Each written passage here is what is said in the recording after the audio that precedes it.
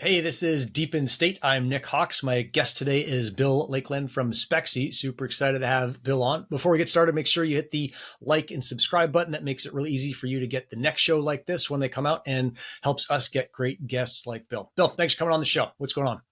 Hey Nick, thanks for having me. Yeah. Lots going on. Yeah, you guys are Uh, crushing. So we met in New York in September of last year. yep. And that was super cool to see at the very first TIPIN summit that Mike at Lattice put on. But before we get too deep into it, why don't you let me know what Spexi is, or let people know what Spexi is and what you guys are doing, and I'll jump into details. Yeah, cool. So I will. Bill Lakeland, CEO here at Spexi. Been doing sort of aerial photography with airplanes for a lot of years, and watching drones, how drones are sort of making their way in the world, and kind of more meaningful ways, the cool stuff you can do with drones, and getting pretty amazing. And how do we actually bring drones into the space we're in with aircraft and like 400-pound mounted cameras? Like, how do we do this?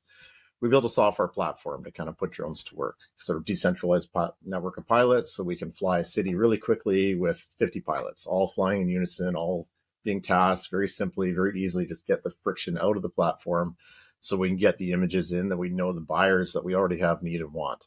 So, missions are completely automated. Pilots just literally walk outside, turn on their drone, turn on their mobile app, and hit a go button. The drone takes off, takes photos of predetermined locations. We upload it. We've got kind of a back end system that creates like point clouds, Google Maps type products, right?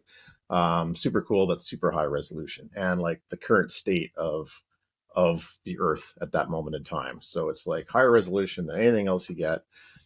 And so we started building this platform to try and collaborate pilots, try and like get them together in this real meaningful way. And then about a year and a half ago, we're like, wow, this deep in space is actually super interesting. And this is actually really cool way to motivate folks to add data to the system. It's a cool way to network pilots. There's an incentivization piece here that we just have never seen before, and it's harder to do with fiat. And it's just the convergence of our technology, where blockchain is, Web3, everything was just kind of coming together. It's like it was this natural fit to really blow this thing up. So, we created a platform called Spexigons, which is kind of the Web3 version of the platform that we've created. We've just produced our alpha within the last week and a half, actually. So the alpha is out right now for testing. And it's just a really simple way to get leverage blockchain Web3, incentivize. We are intending to release a token down the road. Pilots are, starting to fly on points, reputation points, work drop down the road, and sort of get that flywheel going and getting data into the system. So we're starting to roll out and test in certain cities that are sort of very strategic for us, because we have, buyers. We've got the demand side of this thing as well that's flowing. So kind of linking those two sides together with the software, and that's kind of where we're at right now. It's pretty cool, pretty exciting, interesting challenges, but we've always been up for that. So excited about where this is going and what this can bring to the world, to be honest. Yeah. Okay. So it seems like on my side as a drone pilot, I buy a drone, I kind of figure out how to learn it. I make sure that I'm a competent operator. Maybe I get licensing in my company. And then I connect into Spexi, Spexigons. Basically, the drone connects to the app and it kind of does most of that stuff itself. I can see that side. On the other side, who are the buyers and what are they looking for? So what does the other side look like? Yeah. So the buyers are, traditionally, Google Street View, for example. Let's just take a look at how that is integrated into systems. So there's intermediaries. Google directly has Google Street View, and quite often it's not just 3D panoramas. It's actually still images that make up those sort of panoramas as you move through Google Street View. There's a lot of systems that actually ingest that data through an API to support systems. So whether it be insurance companies, like Zillow type companies, like real estate or rental companies, or large geospatial firms. There's a whole host of companies that actually just need to ingest that data from a day-to-day decision. That's our target group of people. So people that just they've got apps that run, they need current state imagery to know what they're looking at, right? And we just happen to offer a higher resolution than satellite, higher resolution than aerial photography with airplanes could ever produce before, and at a much higher frequency. So we can actually fly almost like on demand. We can get the current state of an area. And it acts like an API call where you can just feed the data into those folks that are already currently still doing that, doing that with other data types. So it's a natural fit. Plus now there's a whole host of new use cases that fall out of this because the imagery is higher resolution. It covers everywhere. It's not just road corridors or other, it's like everywhere.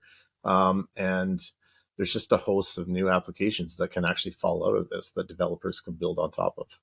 That's pretty rad to see. I've seen on your Twitter feed the comparison between satellite imagery, between Google Street View, and between what you guys can do with the drone. It's staggering, right? The difference in resolution.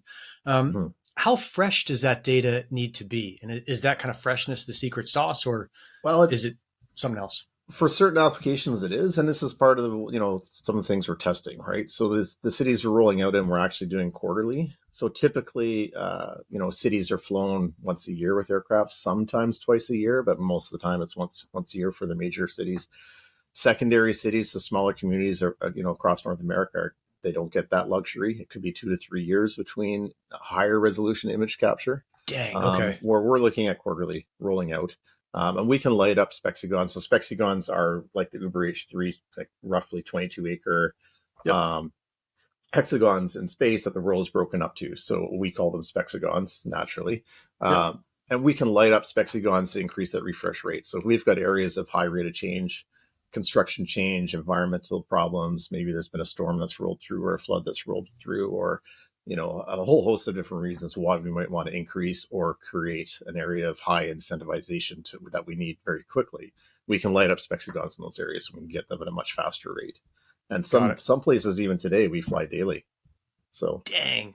Because apparently that information has got to be valuable to someone to get daily. Yes. For folks who are familiar with helium, which is a lot of people watching this, it sounds like you're talking about either Res 9s or Res 8s as far as the size. You said about 20 acres. Yeah, it's around 20 acres exactly. Yeah, it's the same. It's the same sort of parcel size. Yeah. Okay. It actually depends on where you are in the world, where they sort of fluctuate. So where we are currently, they're around 22 acres. But yeah, it depends where you're at. You guys are a little bit north of me in San Diego. You're up in Canada. Exactly. Yeah. Let's see. So right now, obviously, there's already a market for this because you guys are running this kind of Web 2 version already, and you have been. Correct. Are the current pilots who do this in a Web 2 way, are they going to want to participate? Or are you expecting like a whole new group of people coming in since Spexi makes it available to anyone and kind of creates an avenue into Web 3 for this? Yeah, so great question. So currently our early users are already using our kind of Web 2 version of this product. And they're basically like our between alpha and beta testers, so to speak. That's they'll give us real-time feedback. They're familiar, they can work with a little bit of friction, you know what I mean? But getting this to anybody with a drone is ultimately, the end goal, essentially, right? Like we need a large network of pilots globally, and we're talking hundreds of thousands, right? And so it's going to be a mixture of both ultimately.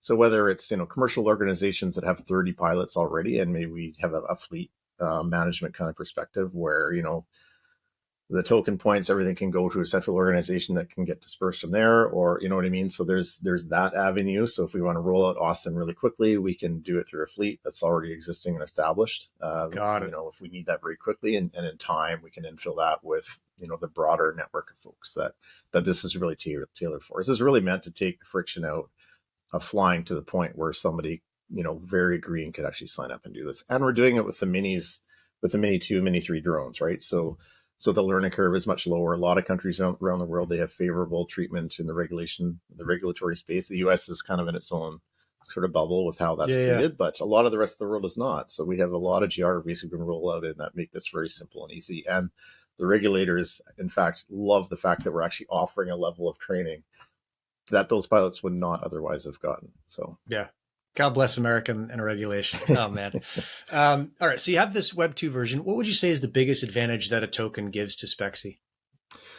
I mean, it gives a ton of incentive that we just can't get with fiat. There's a few things. One of the big ones is its utility, right? So what can we do with a token that's utility? Well, we have a Web 2 platform, right? So, a lot of pilots actually sign up and they want to earn. People get drones, they fly videos, maybe they're okay, maybe they're not, but the next question is, how do I actually make money with this thing? Because I just see this everywhere, right? Yeah. So flying with Spexigon is the first great way. You get tokens, you get points. There's a whole like gamification process behind this thing, right?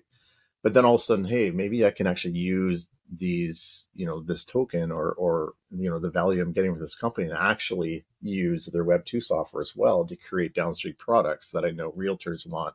My neighbor owns a construction company. They need some 3D models. Yep. So there's a sort of like flywheel of use and utility that can actually function between the two sides of this thing too, right? So there's a ton of utility we can get out of using the token. Incentivization that we just can't get, and gamification we just can't get with fiat.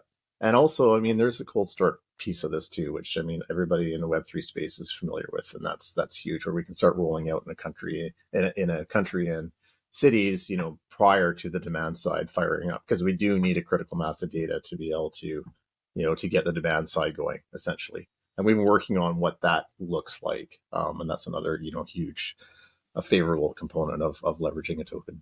Of a token. Okay. Super cool. Next up, we've got the GeoNet question, which is a sponsored question to come on the show. And the question on this one is, what chain are you guys going to be on? And before we get to that, the GeoNet question, if you want to go check out a GeoNet miner, which is a super cool miner that actually makes your accuracy really good all around you, you can buy one of them at Hyfix, HYFIX.ai, and use code DEPIN, DEPIN. And yeah, you'll get started with that chain as well. And I'm hoping, Bill, that we get to integrate GeoNet with what you guys are doing at Spexi. But question is, what chain is Spexi going to be on? Yeah, so EVM compatible is what we're building on. I mean, we haven't actually placed it on chain yet. That's we're kind of building in the background. Polygon is our front runner. It's the one that we found makes the most sense for how we're rolling out the ecosystem that we're targeting. But there's some options there. Cool, super cool. So kind of not yet determined, but you guys are checking everything out. And there are some super cool options out there as far as so many people building kind of specifically for projects like yours. It's available in Canada right now, and it looks like, or it sounds like, the rest of the world. I guess the question is, like, where can I expect to see it roll out first for normal Web3 people? Yeah, I mean, that's a really great question. The alpha is just starting to run now. So we're looking at towards the end of summer starting to roll out in some areas in the US. There's a few things pending on that. It is going to be reputation points on a point-based kind of reputation at first, and some intermixed seeding with fiat as well in there. And that'll be very sort of specific and defined in how that process rolls out. But yeah, we've got alpha running here for the next 2 months.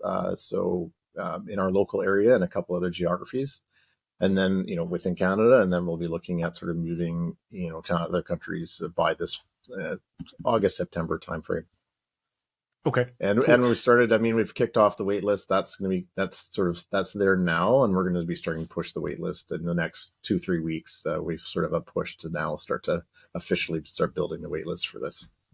Cool. Super exciting. How's the alpha going so far? Are you guys learning everything? Are you staying on schedule? Or is there anything come up that's like, oh my God, I didn't see this?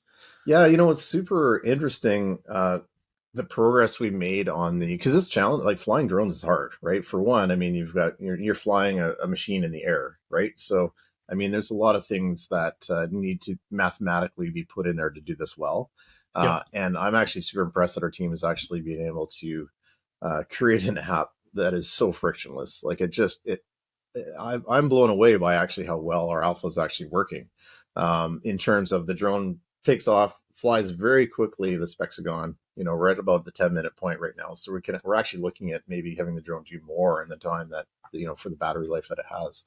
And we can talk about that another time, but it's technically functioning very well. There's some pieces that we have about what we call proof of capture. So we're, because we need to sort of anti-spoof the system. And some tools that we're testing that we have in place. There's a few little bottlenecks that we're working through on that side of things, but it's like to be expected. This is some pretty kind of interesting challenges that we're facing, but it's to do with, when the drone flies, captures the data, and then once, while it's still running, how are we creating a proof in the system of the occurrence of the data capture? So there's some stuff kind of running in the background. That has some challenges, but it's functioning well. It just needs some sort of slight improvements, but that's what alpha is all about. You know what I mean? So we're pretty jazzed about where we're at with this. To be honest. Figuring it out. I guess as we kind of wrap this thing up, the question that always applies to all these Web3 projects is how do you end up dealing with gamers? And maybe someone like GeoNet can come in and really help you with that on the position side. But how are you thinking about dealing with gamers as of right now? Gamers is in like Gamers like people trying to cheat the network. Yeah, sorry, I should be. yeah, More no, clear fair with that. enough. No, I mean that's what I thought you meant. Just wanted to clarify. Yep. Yeah, I mean that's what our proof of capture is all about, right? So Okay. validate how we're validated. We've got a bunch of layers of validation sort of that we're building into the system. Proof of capture is step one, right? So it's because our app is actually running the drone in real time. Yep. Then we have a way of creating like a receipt of that data capture that matches the data set being caught at the time of the images being uploaded. So so the proof of capture process is sort of a little bit of a complex process so that somebody can't actually spoof that process essentially. So that's step one. And then Yep. once the images are uploaded, there's a host of other things that can and will occur to be able to ensure that nobody's actually gaming it, that the photos that are uploaded are the photos that were actually collected. They haven't been changed. They processed the way they're supposed to be processed. There's a bunch of layers of technology we apply there to stop the gaming of the system. Love it. Love it. All right. Well, thanks a ton for coming on. Where can people find out more about what you guys are doing and maybe sign up and be ready for it when it pops? Yeah, Spexigons.com is the place to go. It's got everything, posted there. Follow, we've got Twitter on there. We've got, all the main social channels. So, I mean, please follow us and keep an eye on the website. And there's definitely more exciting news coming out very soon. So, Awesome. yeah. Thanks a ton, Bill. If you're watching, make sure that you hit the like and subscribe button to follow us and make sure that you get the next interview when it comes out. Go check out Spexigons.com. And Bill, thanks a ton for coming on. Okay. Thank you very much, Nick. Great to see you.